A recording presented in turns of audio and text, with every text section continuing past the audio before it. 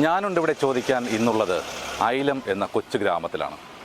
ആറ്റിങ്ങൽ ടൗണിൽ നിന്നും 8 കിലോമീറ്റർ സഞ്ചരിച്ചാൽ എത്തിച്ചേരാവുന്ന മനോഹരമായ നാട്ടിൻപുറം.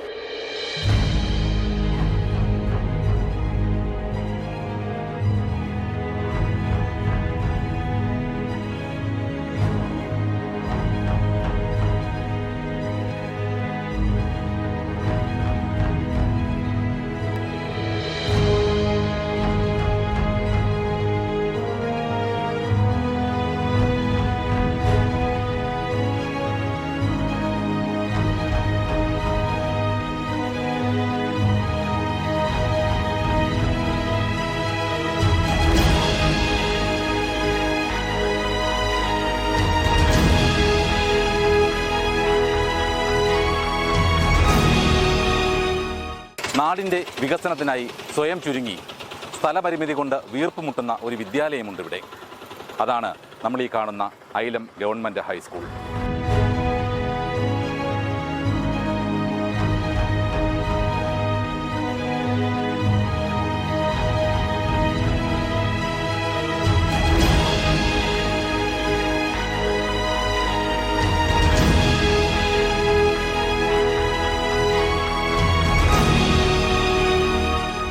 സ്ഥലപരിമിതി മൂലം വീർപ്പ് മുട്ടുകയാണ് ഇന്ന് ഈ വിദ്യാലയം. പ്ലേ ക്ലാസ് മുതൽ 10ാം ക്ലാസ് വരെയുള്ള വിദ്യാർത്ഥികൾ ഇവിടെയുണ്ട്. വിദ്യാർത്ഥികൾക്ക് കളിസ്ഥലം പോയിട്ട് നിന്ന് തിരിയാനുള്ള ഇടം പോലും ഇവിടെയില്ല. ഈ വിദ്യാലയത്തിൻ്റെ ദുരവസ്ഥയ്ക്ക് എന്ത് പരിഹാരം കാണാൻ കഴിയുമെന്നതാണ് ഞാനുണ്ടിവിടെ ചോദിക്കാൻ ഇന്ന് ചർച്ച ചെയ്യുന്നത്.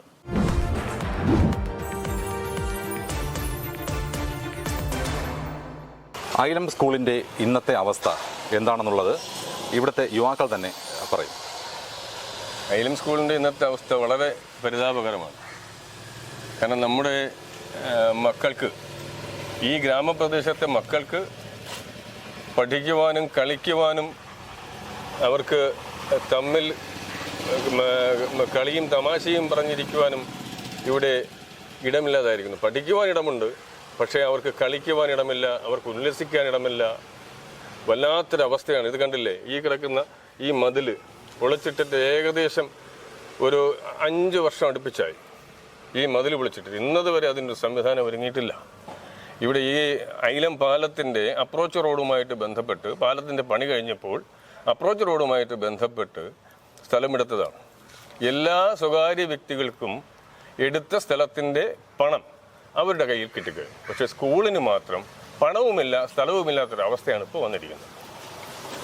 സർക്കാർ സ്കൂളിന് സ്ഥലം അനുവദിച്ചു, പക്ഷേ ഇവിടുത്തെ ചില ആൾക്കാർ എന്തുകൊണ്ടാണെന്നറിയില്ല, അവർ ആ സ്ഥലം ഏറ്റെടുക്കാൻ വന്നപ്പോൾ തടയുകയും അവർ പറഞ്ഞ സ്ഥലത്ത് വെച്ച് പിന്നെ സ്കൂളിന് സ്ഥലം കുറച്ച് ഭാഗം വിട്ടിട്ട് ഏറ്റെടുക്കേണ്ട ഗതികേട് ഉള്ളൊരവസ്ഥയാണ് ഇന്നിപ്പോൾ ഐലം ഗവൺമെൻറ് ഹൈസ്കൂളിനുള്ളത്. അപ്പോൾ ഇത് വളരെ ഒരു വിഷമകരമായ അവസ്ഥയാണ്.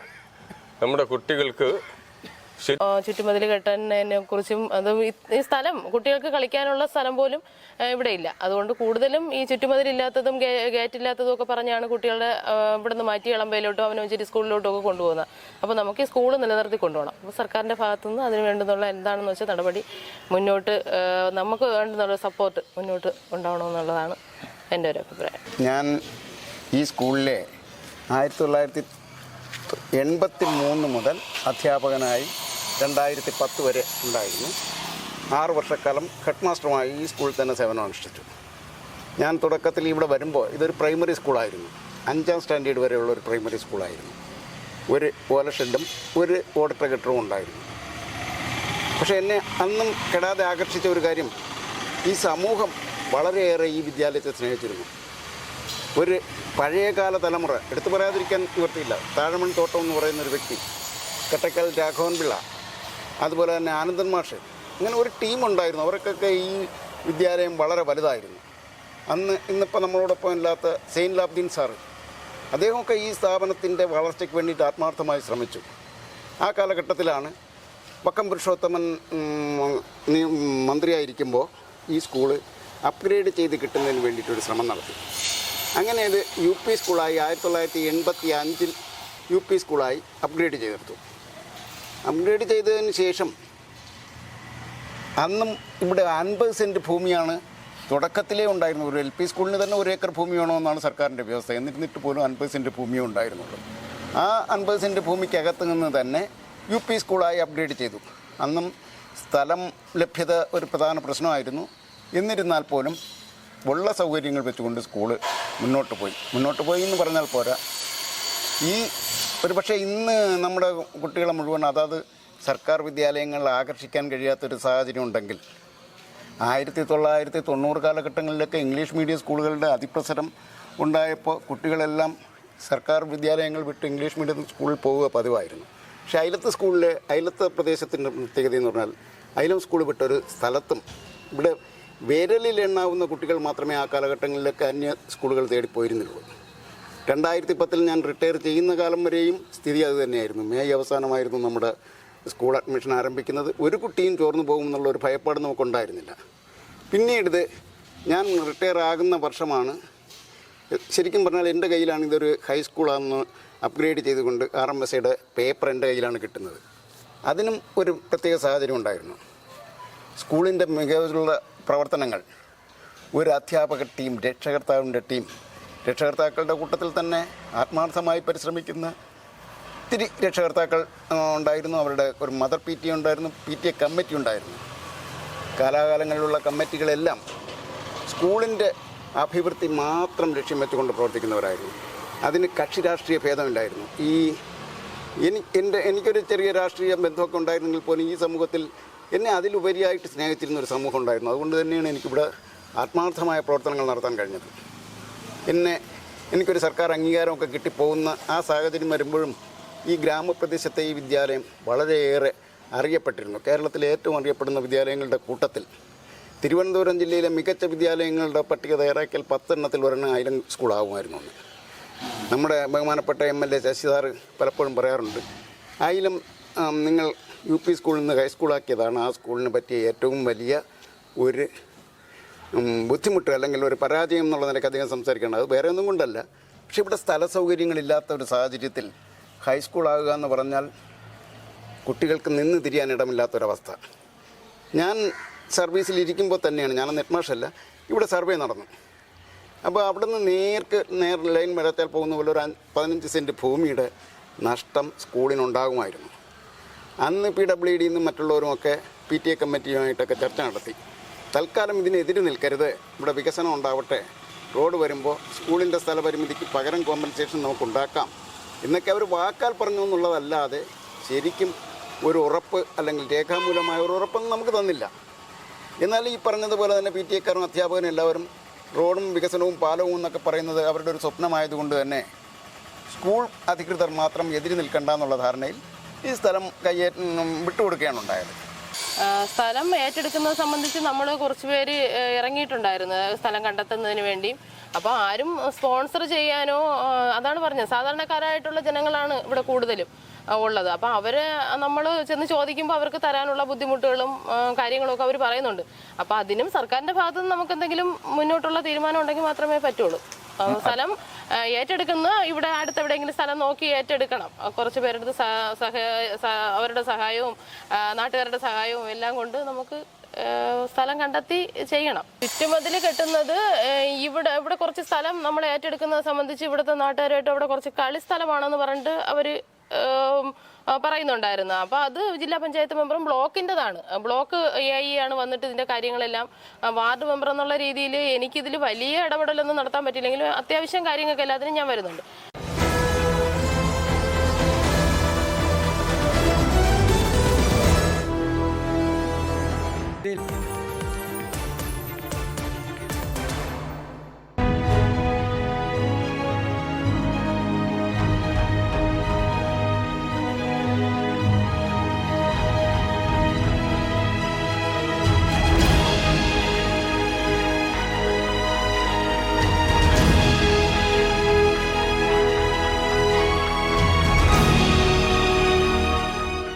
കൊച്ചു കുട്ടികളൊക്കെ ഈ വീട്ടിൽ സ്കൂൾ ഇറങ്ങുമ്പോഴത്തേക്ക് എന്തെങ്കിലും തട്ടിമുട്ടി വീഴൊക്കെ ചെയ്യുക? വണ്ടികൾ പോകും. പിന്നെ കൊച്ചുകുട്ടികൾ എങ്ങനെയെങ്കിലും സൈഡിറങ്ങി പോകണം.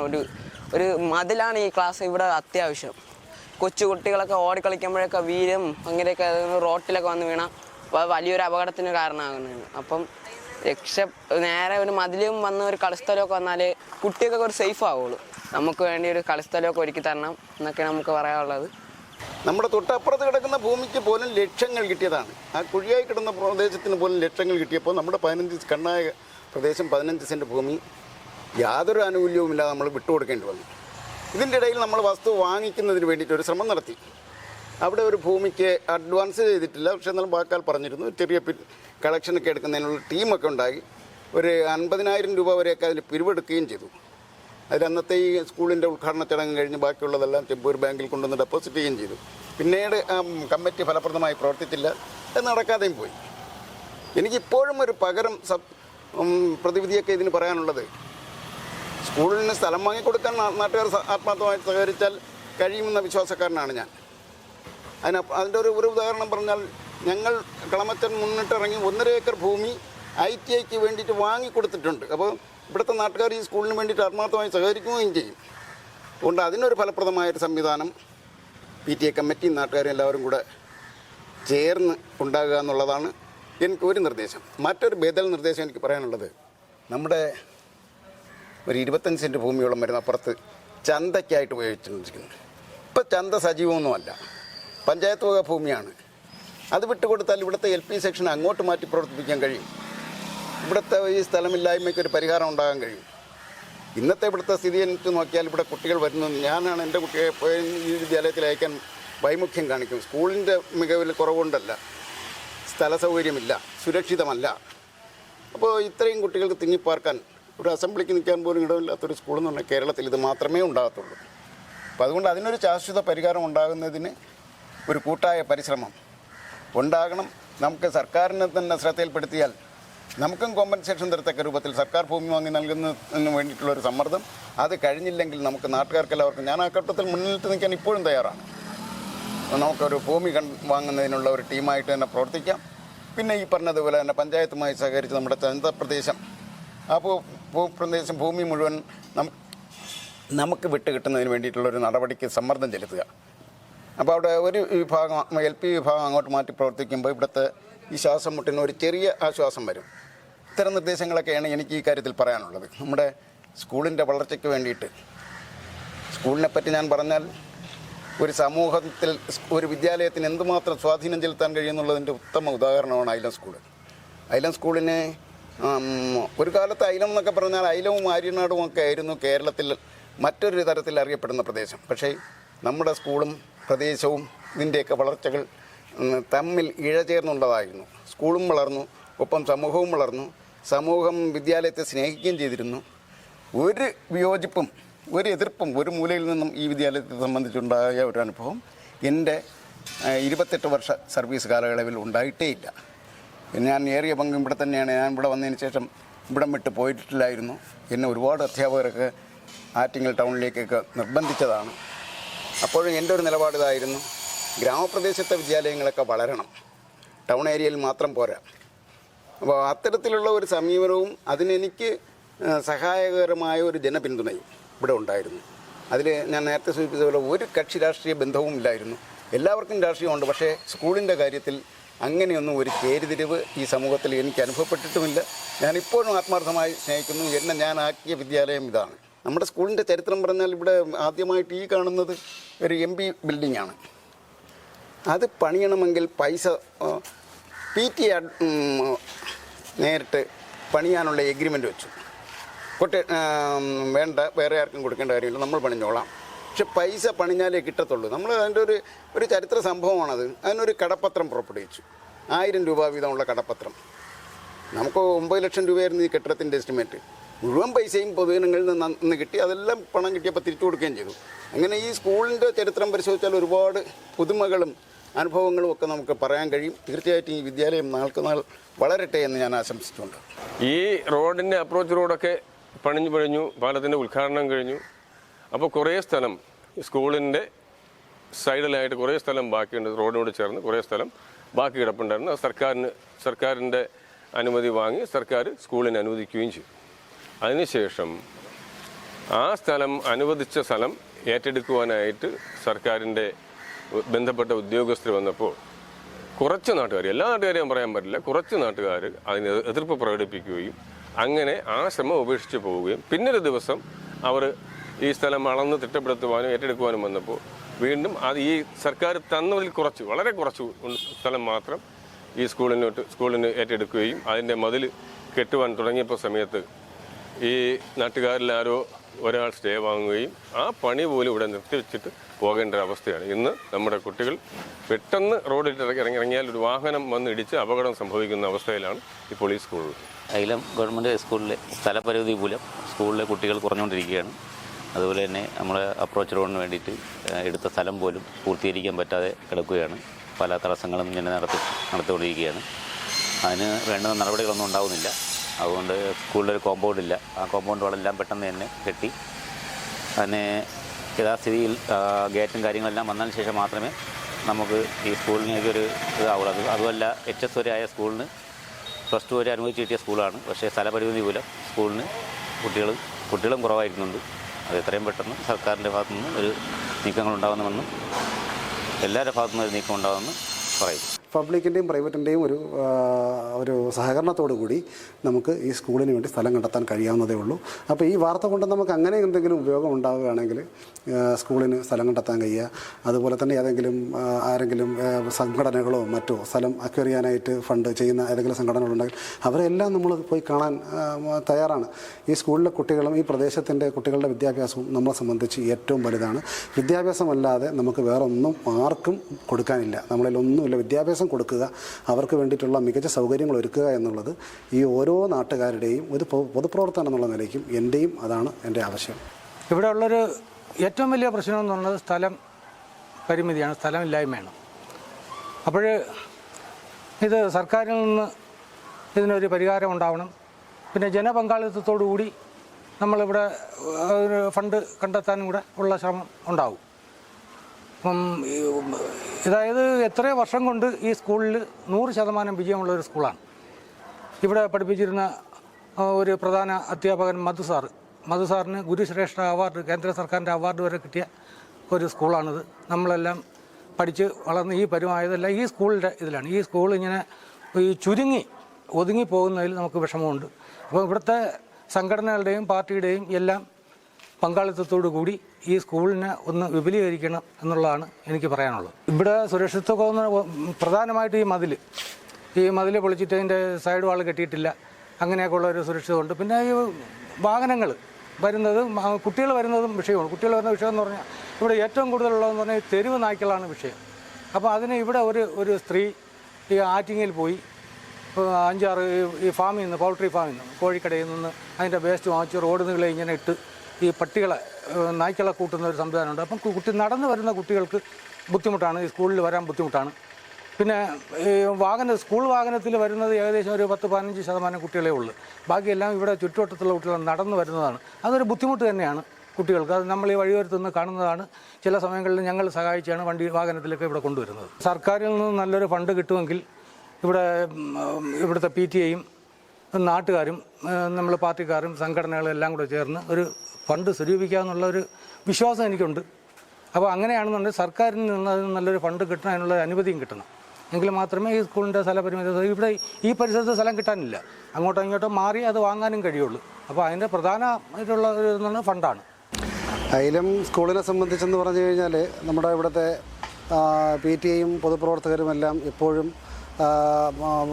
സർക്കാരിനോട് ചോദിച്ചിട്ടുള്ള കാര്യങ്ങളെല്ലാം തന്നെ നമുക്ക് ഇവിടെ തന്നിട്ടുണ്ട്. ഇവിടെ നമ്മുടെ നേരത്തെ MP ആയിരുന്ന ശ്രീ വർക്കല രാധാകൃഷ്ണനായാലും അഡ്വക്കേറ്റ് സമ്പത്തായാലും അതുപോലെ തന്നെ നമ്മുടെ MLA ശശി അവർകളായാലും നമുക്ക് ചോദിച്ച രീതിയിലുള്ള ഇവിടുത്തെ ഡെവലപ്മെൻറ്റിന് വേണ്ടിയിട്ടുള്ള നമ്മൾ പ്രതീക്ഷിച്ചതിലും അപ്പുറം ഫണ്ടുകൾ തന്ന് നമ്മുടെ സ്കൂളിനെ ഡെവലപ്പ് ചെയ്യാനായിട്ട് ശ്രമിച്ചിട്ടുണ്ട്.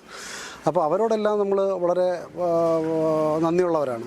അതുപോലെ തന്നെ ഇപ്പോൾ നടക്കുന്ന വികസന പ്രവർത്തനങ്ങളെല്ലാം തന്നെ ഇപ്പോഴത്തെ MLA-യും ജില്ലാ പഞ്ചായത്തും കൂടെ അനുവദിച്ചതാണ്. അപ്പോൾ അതിനെല്ലാം മുന്നോട്ട് പോകുന്ന കൂട്ടത്തിൽ അവരിൽ നിന്ന് നമുക്ക് എന്തെല്ലാം ഒരു സ്കൂളിന് സ്ഥലമെടുക്കുന്നതിന് വേണ്ടിയിട്ട് നമുക്ക് ഇനി എത്രത്തോളം ഫണ്ട് കളക്ട് ചെയ്യാൻ പറ്റും അവരെല്ലാം നമ്മൾ കാണുന്നുണ്ട്. അപ്പോൾ അവരുടെ എല്ലാം സഹായം ഉണ്ടാവുമെന്ന് പ്രതീക്ഷിക്കുന്നു. ഇക്കാലം അത്രയും നമ്മളെ സഹായിച്ചത് അവരാണ്, ഇനിയും നമ്മളെ സഹായിക്കുമെന്ന് പ്രതീക്ഷിക്കുന്നു. ആ പ്രതീക്ഷയോടൊപ്പം നല്ലവരായ നാട്ടുകാരും കൂടെ ഈ ഒരു യജ്ഞത്തിൽ പങ്കുചേരണം. അതിനുള്ള ഒരു പരിപാടി നമ്മൾ ആരംഭിക്കുകയാണ്. ഈ വർഷം കൊണ്ട് തന്നെ നമ്മൾ സ്ഥലം എടുക്കാനുള്ള ശ്രമങ്ങൾ ആരംഭിക്കുകയാണ്. അപ്പോൾ ഇതുപോലെ രാഷ്ട്രീയ നേതൃത്വങ്ങളെയും അതുപോലെ തന്നെ നമ്മുടെ MP MLA എല്ലാം കണ്ട് നേരത്തെ MP മാരെങ്ങനെ നമ്മളെ സഹായിച്ചു അതുപോലെ നമ്മളെ സഹായിക്കുമെന്ന് പ്രതീക്ഷിച്ചുകൊണ്ട് നമ്മൾ ഈ പ്രവർത്തനത്തിലേക്ക് മുമ്പോട്ട് പോവുകയാണ്. നമ്മളിവിടെ കളിക്കാനൊന്നും സ്ഥലമില്ല അധികം. പിന്നെ ഇപ്പം തെരുവ് കുട്ടികളൊക്കെ ഉള്ള സ്ഥലങ്ങളാണ്. അപ്പം ഈ സ്കൂളുള്ള ടൈമിലെല്ലാം അകത്തോട്ടൊക്കെ വരും. അപ്പം ചിലപ്പോൾ ചോറ് തിന്നണ സമയത്തായിരിക്കും ഇതൊക്കെ വരുന്നത്. അപ്പോൾ കുട്ടികൾ അങ്ങോട്ടും ഇങ്ങോട്ടും ഓടുമ്പോൾ ചിലപ്പോൾ ഓട്ടിച്ചാൽ അങ്ങനെ കുറേ പ്രശ്നങ്ങളൊക്കെ ഉണ്ട്. പിന്നെ നമ്മൾ കളിക്കാൻ വേണ്ടി താഴെയാണ് പോണത്. ഇവിടെ ഗ്രൗണ്ട് ഇല്ലാത്തതുകൊണ്ട് നമ്മളെല്ലാം സ്കൂൾ വിട്ടിട്ട് എല്ലാവരും കൂടെ താഴെ പോയാണ് കളിക്കുന്നത്. താഴെ ഒരു ഗ്രൗണ്ടിലാണ്, അവിടെ പോയാൽ കളിക്കത്തുള്ളൂ. അങ്ങനെ ഇവിടുത്തെ സ്ഥല പരിമിതി കുറവുകൊണ്ട് നമുക്ക് താഴെ കളിക്കാൻ പോകാൻ പറ്റുള്ളൂ. അങ്ങനെയൊക്കെ കുറേ പ്രശ്നങ്ങൾ ഉണ്ട്. സ്കൂള് പഠിപ്പിക്കാൻ കുഴപ്പമില്ല, ബാക്കി ഈ പ്ലേ ഗ്രൗണ്ടും പിന്നെ മതിലിന് പ്രശ്നങ്ങളേ ഉള്ളൂ, അത്രേ ഉള്ളൂ. വേറൊരു കുഴപ്പം സ്കൂളിനില്ല. നമുക്കൊരു പ്ലേ ഗ്രൗണ്ട് വേണം, അത് ആവശ്യമാണ്. പിന്നെ ഇവിടുത്തെ സ്ഥലക്കുറവുകൊണ്ട് ഇവിടെ വരുമെന്ന് പറഞ്ഞു. ഇതാണ് ഐലം പാലം. ഐലം നിവാസികളുടെ ഏറെക്കാലത്തെ കാത്തിരിപ്പിന് ശേഷമാണ് ഈ പാലം യാഥാർത്ഥ്യമായത്. ഈ പാലത്തിൻ്റെ നിർമ്മാണത്തിൻ്റെ അവസാന ഘട്ടത്തിലാണ് ഈ പാലവുമായി ബന്ധിപ്പിക്കുന്ന റോഡിനായി സ്ഥലം ആവശ്യമായി വന്നത്. അപ്പോഴാണ് 50 സെൻറ്റ് മാത്രമുണ്ടായിരുന്ന ഐലം HS-ൻ്റെ 15 സെൻറ്റോളം ഭൂമി ഈ റോഡിൻ്റെ വികസനത്തിന് വേണ്ടി വിട്ടുകൊടുക്കേണ്ടി വന്നത്. ഐലം ഗവൺമെൻറ് ഹൈസ്കൂളിൻ്റെ പുരോഗതിക്കായി നിരവധി നിർദ്ദേശങ്ങളാണ് ഇവിടെ പലരിൽ നിന്നായി ഉയർന്നു വന്നത്. ഇനിയെങ്കിലും അധികൃതർ കണ്ണു തുറക്കുമെന്ന് പ്രതീക്ഷിക്കുന്നു. ഞാനുണ്ട് ഇവിടെ ചോദിക്കാൻ പൂർത്തിയാകുന്നു. നമസ്കാരം.